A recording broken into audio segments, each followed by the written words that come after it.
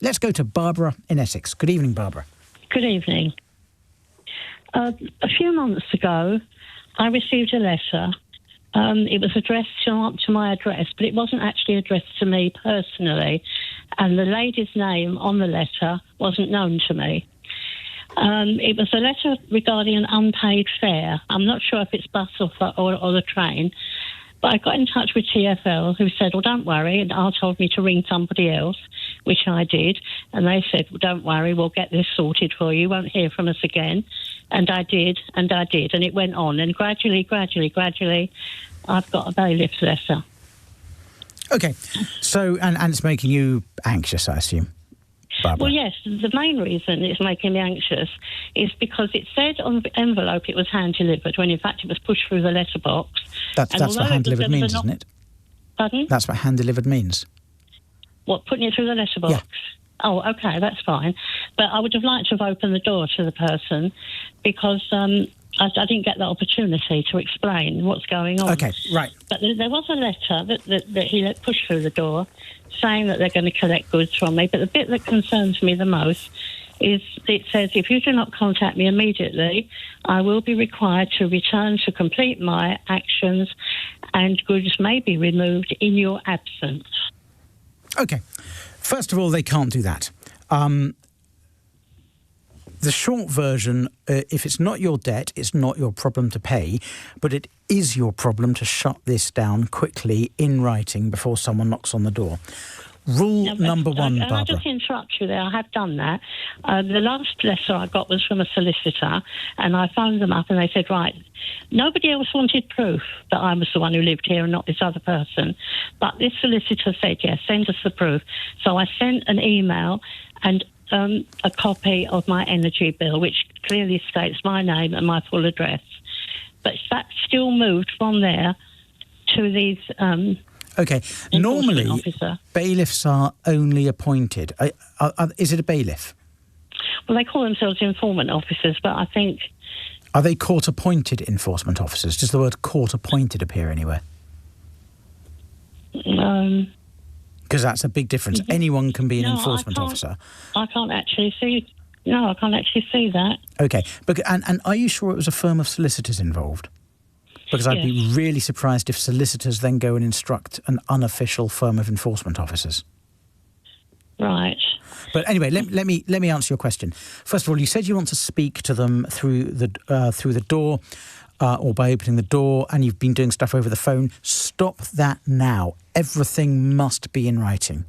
Nothing over the phone will ever count because no one will ever keep records of it. These organisations are large, they're inefficient. Got to have it in writing so you can prove what happened. And the key thing, Barbara, is never, ever, ever, ever open the door to an enforcement officer. Right. Because they don't have the right, save in very limited circumstances, which won't apply here, to come in unless you've opened the door. So how will they know they're enforcement officers? Don't open the door to anyone unless you know them. Is just the common sense answer. Are you in the habit of opening the door to strangers? I suppose I am, yeah. Well, maybe think twice about that.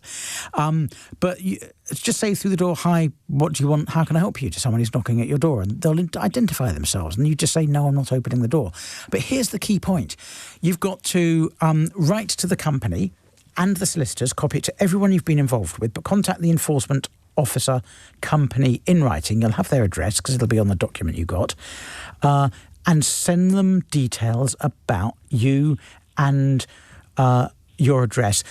An electricity bill isn't good enough because there can be more than one person living at an address. You need to send them a copy of the electoral register, which shows who's living there, to show that this person who's named isn't living there. The absence of their name from the electoral register is what you've got to send them. You can get the electoral register online. Oh, right. I didn't know that. So that's what you need to send them, and just bang home the point. This is not somebody who lives here. I am not liable for this debt. And if they're an efficient enforcement company, they should stop it at that point. But if they turn up, keep the door shut and speak through the door or from an upstairs window. But you don't have to open the door, and bailiffs can't normally force their way in for normal debts, only for certain limited things. If it's just a debt collector, and I suspect it may be if it doesn't say court-appointed enforcement officer, but I'd be surprised if it's solicitors involved there. If it's just an unofficial debt collector using scary language, they've got even fewer powers. They can't come in and seize good at all. So write back. Don't do anything on the phone. Mark all future envelopes you might get not at this address and return them, but keep photocopies or scanned copies of them. Send the company evidence of who lives there. And have a look as well at gov.uk, because they have a guide. You'll need to search for it on Google. They have a guide on how to deal with bailiffs or enforcement officers who keep coming in and trying to get access to you. Right, as I say, I did send an email and a copy of my energy bill that says that it's me on the energy. It's not good enough, Barbara. In the nicest way, it's not good enough. I'll do the electoral roll thing. All right, thank you. Thank you very much. Rachel has texted 84850. This is horrible advice, says Rachel, somewhat unnecessarily.